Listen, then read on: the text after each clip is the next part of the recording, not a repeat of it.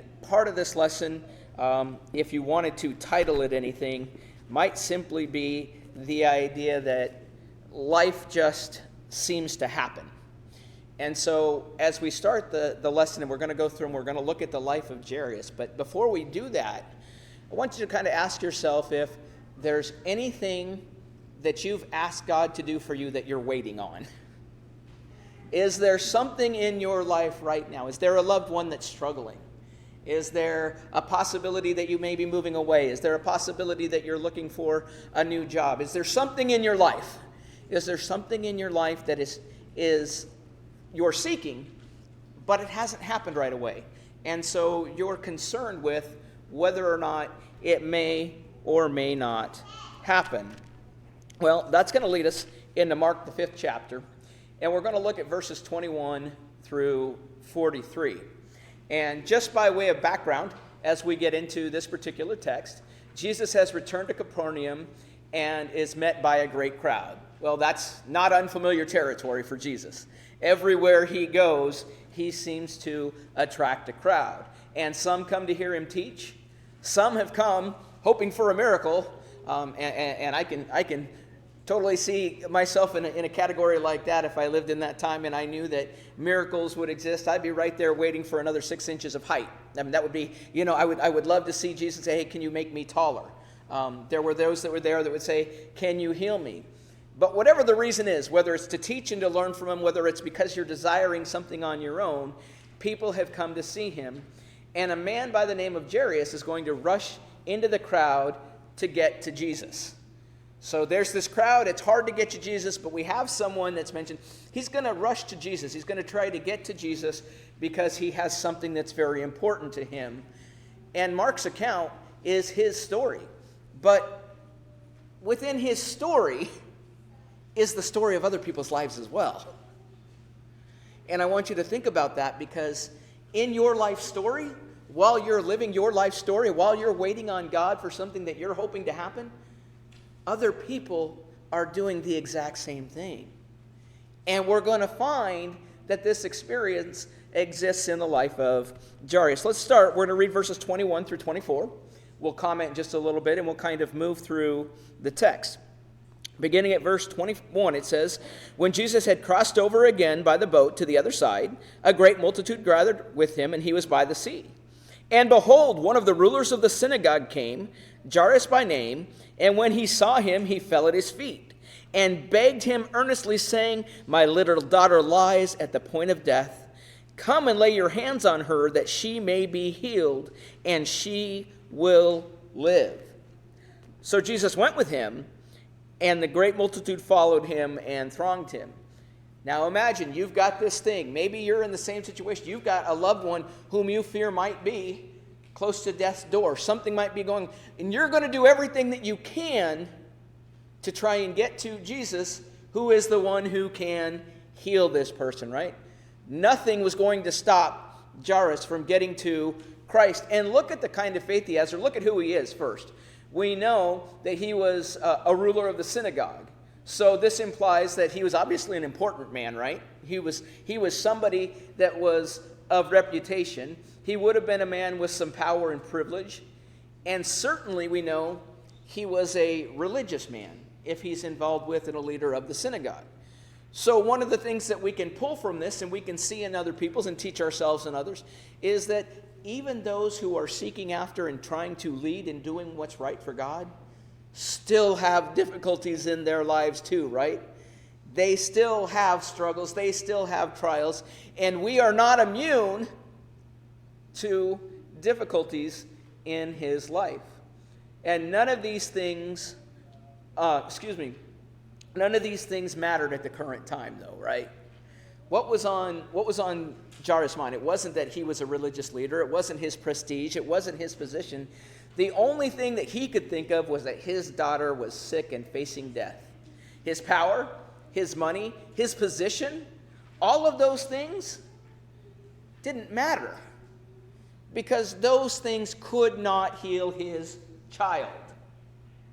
The only thing that matters is that Christ can heal his child. And he knows this and believes this because he believes who Christ is.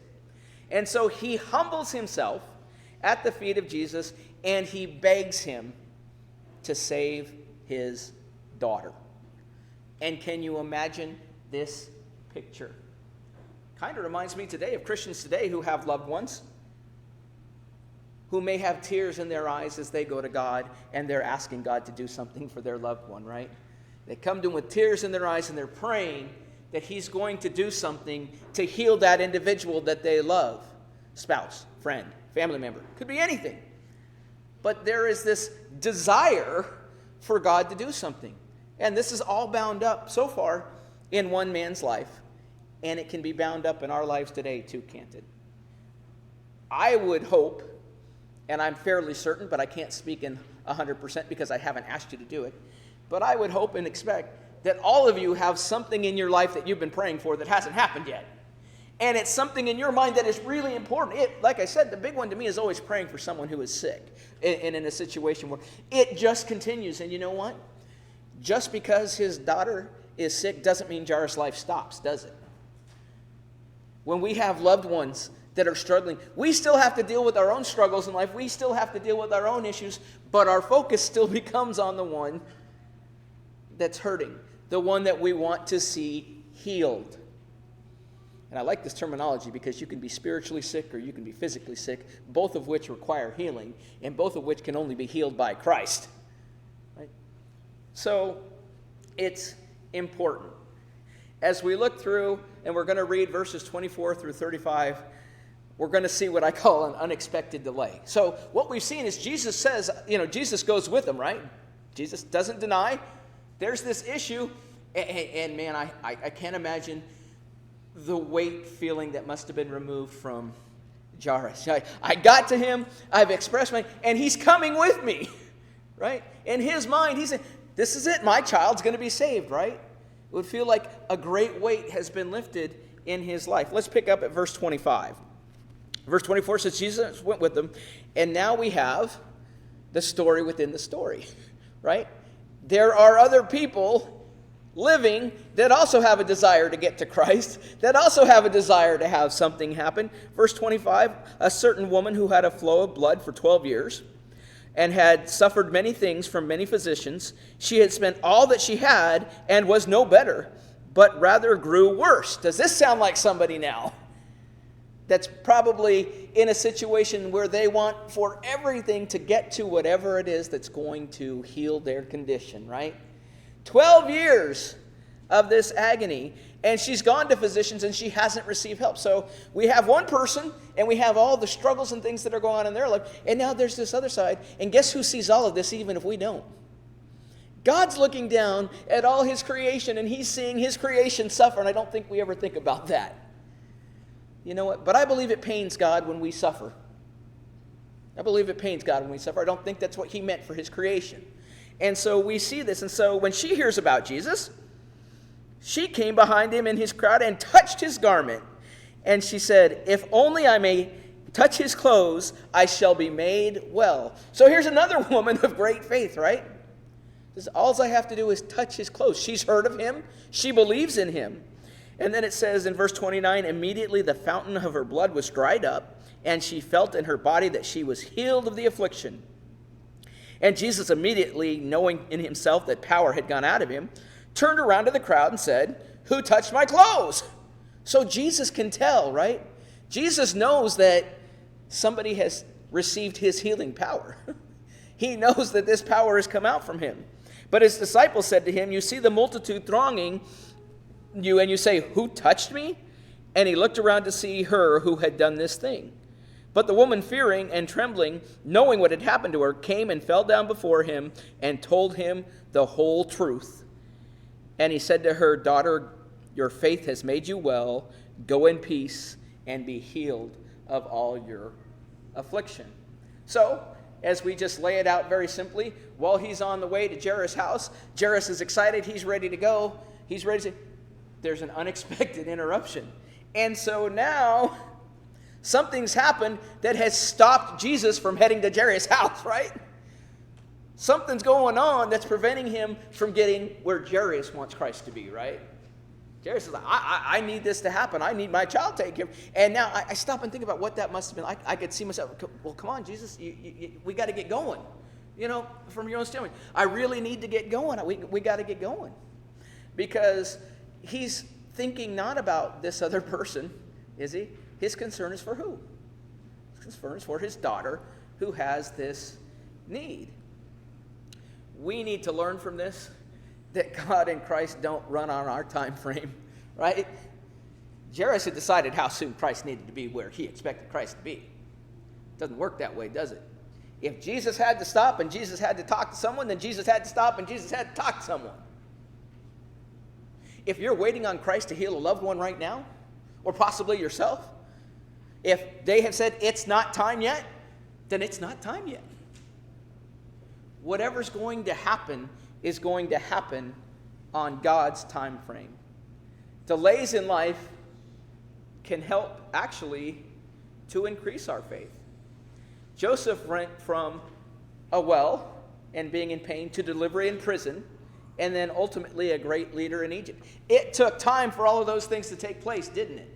And along the way, as he goes through many trials. I'm sure he would have just loved to have said, forget the well and the process to get me there, just make me a great leader. Right? Make me a great leader. But you know what? He learned what God does along the way, didn't he? So there was a waiting process. And so we have to ask ourselves, if God doesn't appear to be moving as fast as we would like, are we going to continue to trust in him anyway? Right? You ever hear people say, well, I've prayed 3 times and nothing's happened, so I guess I'm done. Have you heard that? Yeah, I've prayed 4 or 5 times. God does this, so I'm done. Or do you say, I prayed 2 or 3 times and God says it's not time yet, so I'll continue to ask him when his time is ready. Right? I don't think, as we look at this story, that Jairus is going to stand back and just assume that God or Christ is not going to continue to move on. Right? He's going to be ready for him to continue to move on. And so for Jairus, it feels like a interruption in his life. But you know what? If we love the souls of other people, let's take it back to a spiritual realm as well. If we love the souls of people that are spiritually sick, and there's a stop along our road to heal somebody else, shouldn't we appreciate that? I know I have this loved one but hey, this person over here is saved. And I should feel good about that, shouldn't I? I know it's interrupting my time frame, but I'd have to remember, it's interrupting my time frame, but it's not interrupting God or Christ's time frame. Because ultimately their time frame is what rules. See, we think about it in terms of you're not doing this on my time. Well, everything that's done is done on God's time. So Jesus hears the people who have come from the house tell Jairus not to trouble him, and they further his daughter has died. Okay, so we got to look at verses 36 through 40. I apologize. This is where it really gets tough, because we've asked the question, if there's a delay, if there's an interruption, and Jesus does something for somebody else, are you going to be angered? So we get to verse 36, and it says, let me drop down to, verse 36.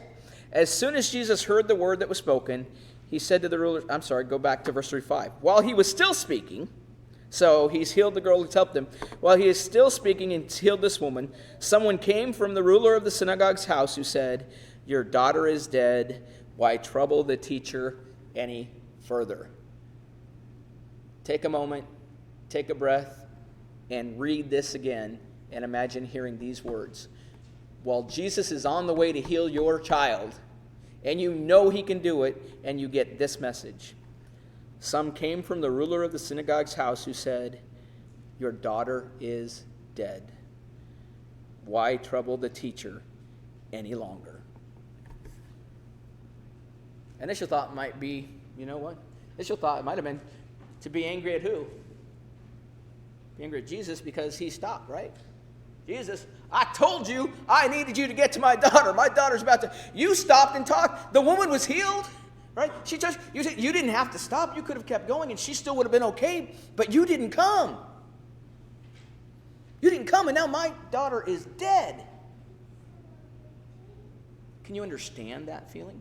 I'm not saying that it's right. I'm saying, can you understand, though, what that feeling could... And can you understand us being in a situation where like that? Where we might feel the same way? Continue on. So we've got this shock And Jesus says, as soon as Jesus heard the word that was spoken, he said to the ruler of the synagogue, so Jesus hears that this man's child is dead, and so Jesus immediately addresses this man.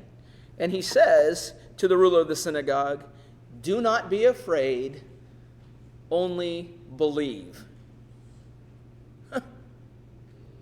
You've just been told your child is dead.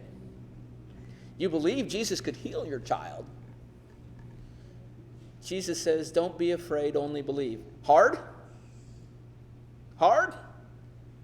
How many people have you seen risen from the dead? Right? How many people do you know that have been reported dead that have risen again? But Jesus said, do not be afraid, only believe. And it says, and he permitted no one to follow him except Peter, James, and John, the brother of James. Then he came to the house of the ruler of the synagogue and saw a tumult and those who wept and wailed loudly. So even though the report is the child is dead, Jesus still goes to the house, right? Which tells us what? Jairus must have still had some kind of trust and faith in him, right? He could have said, you waited too long, you allowed my child to get away, right? He could have said, I want nothing to do with you, my child's dead. But apparently, he allows for Jesus to arrive, and we know this child is dead. Look at the scene. There's weeping and wailing at the death of the child, right? As they approach, imagine you just heard your loved one died. That's hard to imagine, and it's hard to swallow. And then reality sets in when you come upon people that are weeping because of it, right? Now reality's really set in. Not only have you heard it, but you've seen the people that are wailing. It's true whether you want it to be true or not, right? That'd be tough. And yet, Jairus still allows for Jesus to go in. And in verse 39 it says, and when he came in, he said to them, why make this commotion and weep? The child is not dead, but sleeping. He said, basically, you don't need to worry, right? Why are you making such a big to-do? He says, the child is nearly sleeping. So what he's telling the people, and what he's telling Jairus, is don't believe what you hear, right? Because what you hear is she's dead. Don't believe what you see, because looking around, you see everybody acting in which she is dead, right? And you can see her lying and not moving. And don't believe what you think you know, right? You think you know your daughter is dead. What you see and what you've heard, Christ says, don't believe it.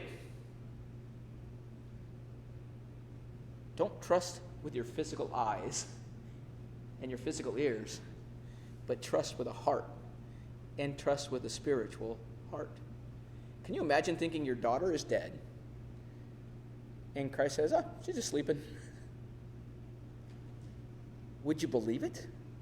Because doesn't he, it's hard to believe. Christ adds it, you have to, over and over, what does Christ say? You have to believe, right? We have a verse in Hebrews that teaches us that those who come to him must believe, and believe that he is willing to, right? So you have to have this faith. Don't believe what you hear, what you see, and what you think you know. Believe Christ is the message, right? There's a lot of things that we might see and we might hear and that we might think we believe, but Jesus may say something different, right? And despite everything we see and hear, if Jesus says it's something different, we have to believe Jesus. We want so much to accept our senses, right? And say, okay, my senses can... There are things that we cannot test with our senses that we are expected to believe.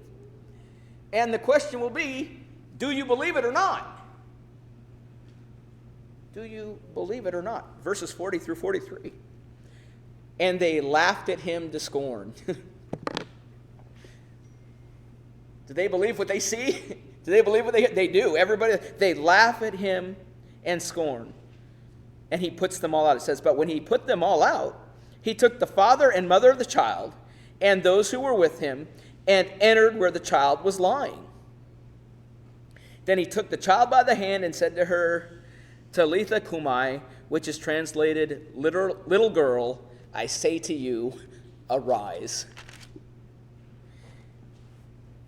He's been scorned. He's been laughed at. He removes the people that mock him. He takes the mother and the daughter of the child, and he goes into where the child is dead. And he says, little girl, arise. And immediately the girl arose and walked, for she was 12 years of age. And they were overcome with great amazement. But he commanded them strictly that no one should know it, and said that something should be given to her to eat. Jesus tells her what to do. She does what Christ says, right? I can't imagine what it must have been like to be Jairus. Can't imagine what it must have been like for the mother of this child. I'm not sure exactly what it would be like for the child when the child woke up from death, because the last thing the child remembered was being sick. Right? But when she rises up, she's healed. Just get her something to eat. When Jesus heals, he heals completely, right?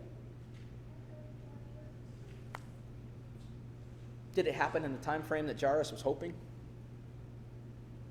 I don't think so. I think Jairus would have loved to have seen it happen sooner. The question is, though, did Jairus continue to allow for what God needed to do and what Christ needed to do? Did he continue to allow for that to happen? Or did he get angry when things didn't go his way and tell Christ and God not to do what they wanted to do? Because that's what's happening when you decide you've lost faith, when you're waiting for something and God says no. Or God doesn't say it's not, or God says it's not time. Okay? There's a possibility if God's saying it's not time and you get angry and you push him away, that it will never be time now because you've pushed him away.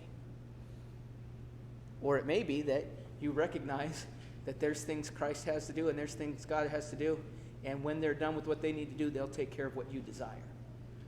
But you don't get to put your wish ahead of God, right? You don't get to put your desire ahead of Christ. And oh, by the way, if someone else is saved along the way, you probably ought to rejoice in that while you're still suffering with your own. There's two ways that could have been handled, really. Imagine seeing the miracle. One might be, as I expected, to be angry with her. The other might be, wow, all this person had to do was touch his garment. You might start thinking, she's really going to be okay. And then the news, your child's dead. From one extreme to the other. I mean, you can't get any higher or lower than what he just went through. Where do you go with that? How do you react? And we see. So it leaves us with some questions for us to consider. Do we have any needs that Jesus can meet, that we would like for him to meet? I don't think there's any of us in here that can honestly say there's not something that they would pray for or are waiting for, right? Do we have the faith that Jesus said he would not leave or forsake us? Might have felt like, man, I'm kind of being rejected by Jesus when he stops and does these other things, right? Might have felt like I'm being rejected by the teacher when the teacher took the time to stop and somebody comes and tells me that my child is dead. Do we have the faith when we have fears that Jesus said he would not fear or forsake us? Do we fight against him because we don't feel he did what he wanted? Or do we trust him, know that he's still with us, even if he's helping or doing something for someone else? Hebrews 13:5. There's some verses to go along with these. Do things seem hopeless? We're told he is able to do abundantly above all that we ask or think. Right? He can do more than we can ask or think. He can do more than heal your daughter, Jairus. He can rise her from the dead if she's died. Right? He can do so much more than we think, but we have to trust him. Here's our conclusion. In just a moment we'll stand and sing, but here are the final thoughts to consider. When sickness comes, trust Jesus. If death comes, trust Jesus. When it feels like the bottom has dropped out, trust Jesus. When answers to your prayers are not what you expected or seem delayed, trust Jesus. When ridiculed for your faith, trust Jesus. And when things appear hopeless, trust Jesus. If your life is not in order, and you know that if you don't act and you're not buried in the waters of baptism, rise again and live a life that God expects you to do, then you know you're in trouble. You need to trust Jesus. You need to trust that Jesus said that if you don't fix it, we're lost. You need to trust that Jesus said, if you do fix it, you will be saved. How many of us are waiting for the day when we get to go home to heaven, right? I sure think that's, and I think as people get older, that prayer becomes more and more often. I think it really does. I said, if you're talking about praying for something that you wish to happen and it hasn't happened yet, how many of us would like to be taken today and just be done, right? And wouldn't that, what did it tell with Paul? His desire was that he be taken up, but he knew what? It wasn't time. He was on God's time. God's time says, you got work to do. But the first thing you got to do, and the only way that you can show that you truly trust Jesus, is to follow his command. To repent. Well, first to confess, repent, be buried in the waters of baptism, rise anew, and it doesn't stop there, it starts there. Begin a life of trust. And if you're struggling now, so many times we say if you've done something that you need to repent of and you do, that's great. But not in sin, but if you are struggling right now, if you're feeling hopeless, if you're feeling like everything else is getting involved and it's preventing Christ from doing what I've asked God and Christ to do, trust Jesus. Come forward. Ask your brothers and sisters to pray with you and for you and help you to recognize it's on God's time. If there's any way that we can help you to trust in Jesus, make it known when we stand and what we sing.